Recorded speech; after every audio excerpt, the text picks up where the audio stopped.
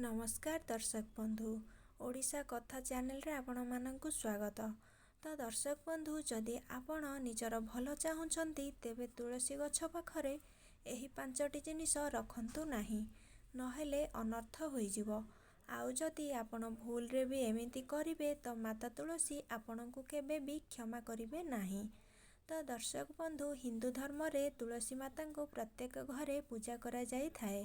श्रीकृष्ण को तुलसी बिना भोग लगा जाए नाही। हिंदू धर्म रे तुलसी पाखरे 33 कोटी देवता बसवास बोली माना जाए। जेउ घरे माता तुलसी पूजा होई थाए सेही घर को केवे दारिद्र्यता प्रवेश करि पारे नाही। आयुर्वेद अनुसार तुलसी गछरे बहुत औषधीय गुण मध्य रहिछि।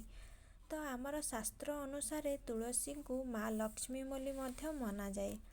वैज्ञानिकों मत अनुसार मध्य तुलसी पत्रर सेवन द्वारा अनेक रोगरू मुक्ति मिली थाए।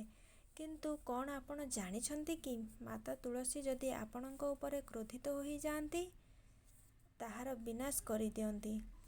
सेथिपाई भूल रे भी तुलसी गछ पाखरे एही 5टी जिनिस रखंतु नाही। प्रथमटी हेला कपड़ा सुखाइबा।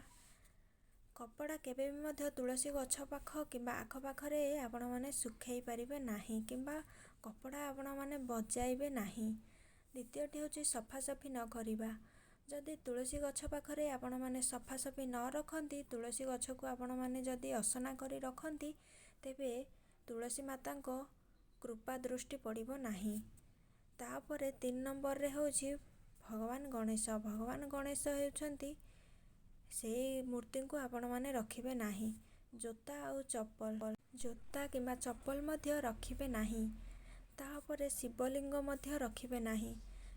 तापरे जदि आपण एही कथा गुडाक न मानिकी रखुचंती तो माता तुलसी आपणक ऊपर क्रोधित होई पारंती। आउ माता तुलसी जदि थरे क्रोधित होई जांती तो आपणक घर विनाश होई जिवो। तो दर्शक बंधु एही 5टी भूल करिबे नाही।